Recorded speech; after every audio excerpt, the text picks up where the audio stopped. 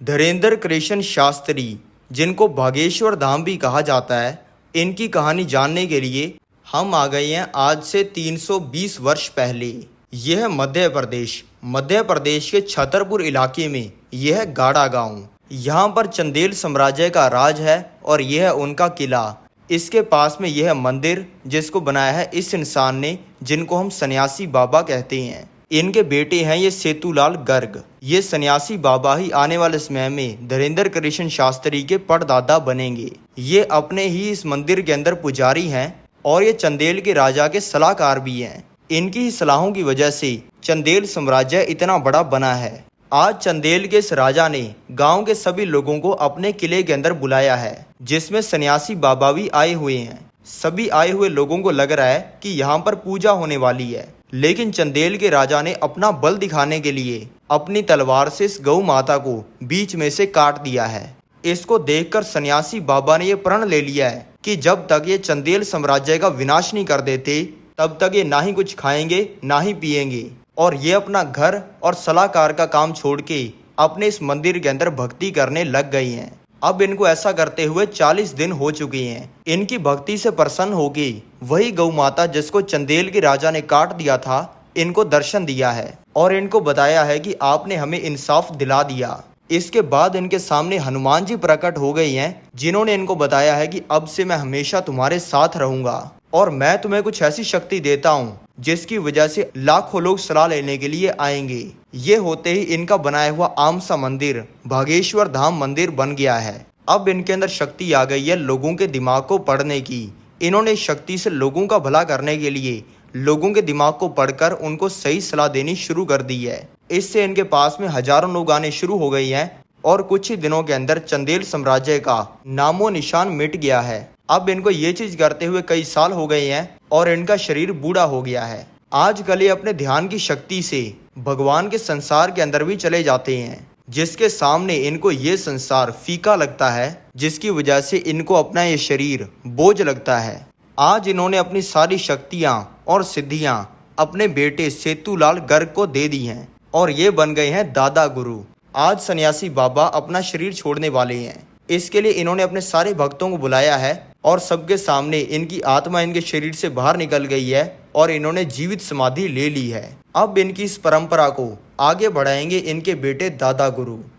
दादा गुरु के 3 बेटे हैं जो कि अपनी फैमिली के साथ इस घर में रहते हैं। दादा गुरु के बेटे हैं ये राम कृपाल महाराज, जिनके 2 बच्चे हैं। इनके घर पे जन्म हुआ है ये धीरेंद्र कृष्ण शास्त्री जी का, जिनको ये सभी प्यार से धीरेंद्र कहते हैं। 5 साल की उम्र में इनको लगा दिया गया है गांव के स्कूल में, लेकिन अब 10 साल के होते ही घर की गरीबी की वजह से इनको स्कूल छोड़ना पड़ गया है। धीरेंद्र कृष्ण शास्त्री रहते हैं इस 20 फुट लंबे और 15 फीट चौड़े कच्चे घर में। इसमें इनके पापा, चाचा, ताऊ और उन सभी के बच्चे मिलाकर 15 लोग रहते हैं। इनके पूरे घर का गुजारा चलता है दीक्षा के ऊपर। इनके घर में सिर्फ ये 1 चूल्हा और ये 5 खाट हैं। रात को घर के सभी बड़े लोग खाट के ऊपर सोते हैं और सभी बच्चे, जिनमें धीरेंद्र कृष्ण शास्त्री भी हैं, खाट के नीचे सोते हैं। इनके परिवार को जो ब्राह्मण होने की वजह से दीक्षा मिलती थी, वो अब मिलनी कम हो गई है और इनके पिता ने काम करना छोड़ दिया है, जिससे अब इनके पास में खाना खाने तक का पैसा नहीं है। अभी ये 10 साल के बच्चे हैं और इनके पड़ोसी ने गांव का पहला टीवी अपने घर पे लगाया है। ये सभी बच्चों के साथ डेली रोज रात को 9 बजे टीवी देखने आते हैं। आज इनको ऐसा करते हुए 14 दिन हो चुके हैं और आज है 15वां दिन। बाकी बच्चे तो 9 बजे टीवी देखने आ गए थे, लेकिन इनको कुछ अर्जेंट काम हो गया था, इसलिए ये पहुंचे हैं 9:15 पे। लेकिन इनके आते ही ये पड़ोसी जिसने अपने घर पे टीवी लगवाया हुआ है, इसने सबके सामने ये बोलकर कि ये गरीब यहाँ पे रोज टीवी देखने आ जाता है, टीवी को बंद कर दिया है।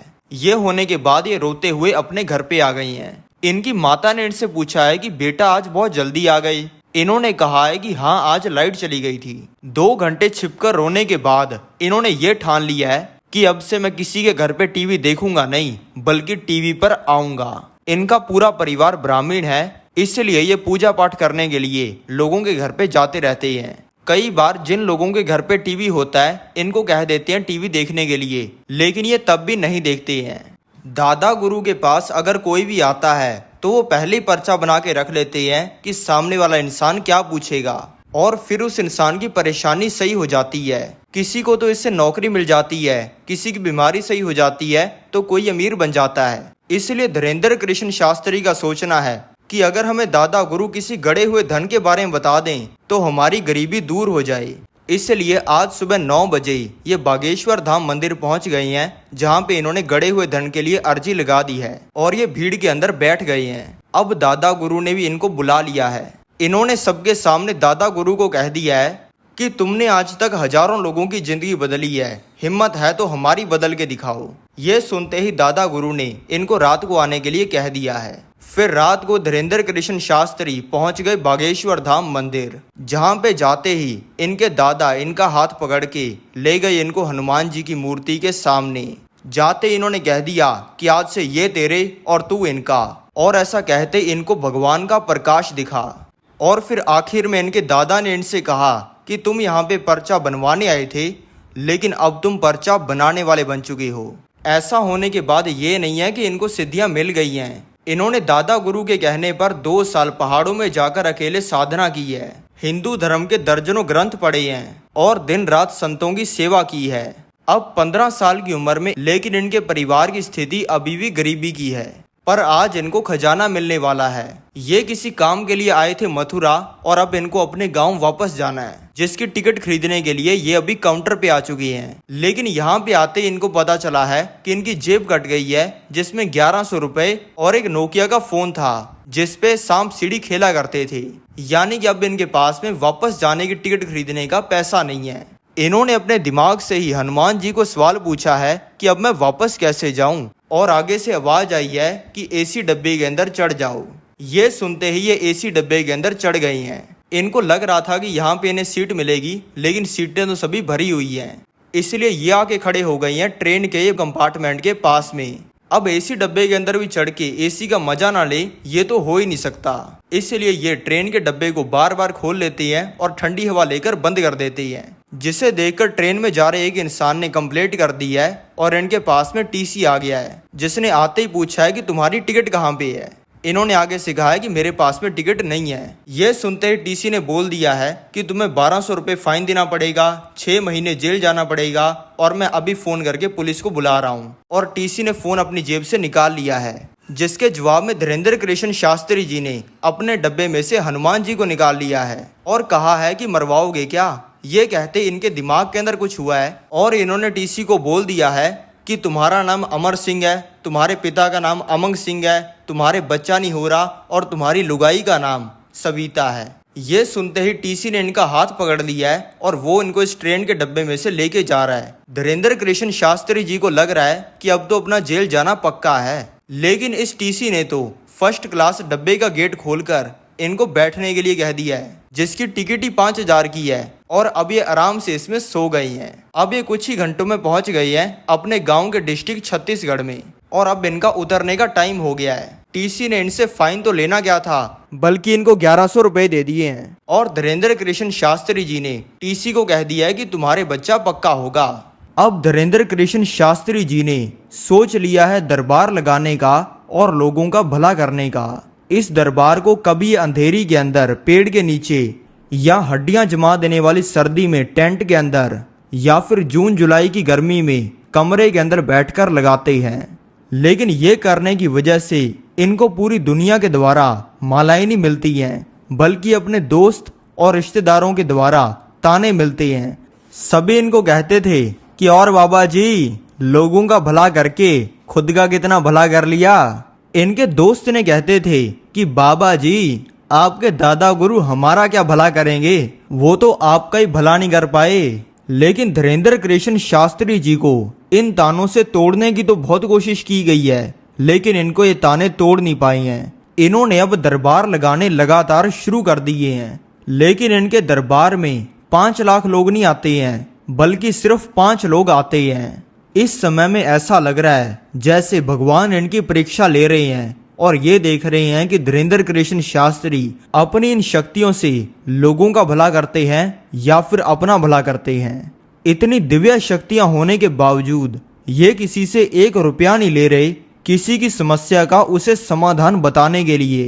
भले इनके दरबार में आईएएस ऑफिसर आ जाए या फिर मंत्री आ जाए, लेकिन इनके दरबार में पहले पर्ची उसी की लगती है जिसकी पहले पर्ची लगनी चाहिए। इनकी ये दिव्य शक्तियों को देखकर इनके पास में बहुत सारे कोई बुरा काम करने के लिए लाखों करोड़ों रुपए के ऑफर आते हैं, जो कि इनकी गरीबी को झट से खत्म कर सकते हैं। लेकिन ये हर किसी बुरे काम को मना कर देते हैं। अब इनको ये करते हुए कई साल हो गए हैं और इनकी उम्र हो गई है 26 साल की। अब इन्होंने अपने दादा के मंदिर बागेश्वर धाम के पास में दरबार लगाना शुरू कर दिया है और अब इनके पास में कई सौ लोग डेली आने शुरू हो गए हैं। आज इनके पास में ये कुछ यूट्यूब चैनल वाले लोग भी आए हैं जो कि इनको रिक्वेस्ट कर रहे हैं इनकी वीडियो यूट्यूब पे डालने के लिए। धीरेन्द्र कृष्ण शास्त्री जी ने हाँ कर दिया है और इन्होंने अच्छे से शूट करके इनकी पहली वीडियो यूट्यूब पे अपलोड कर दी है। लेकिन किसी को भी पता नहीं था कि क्या होने वाला है।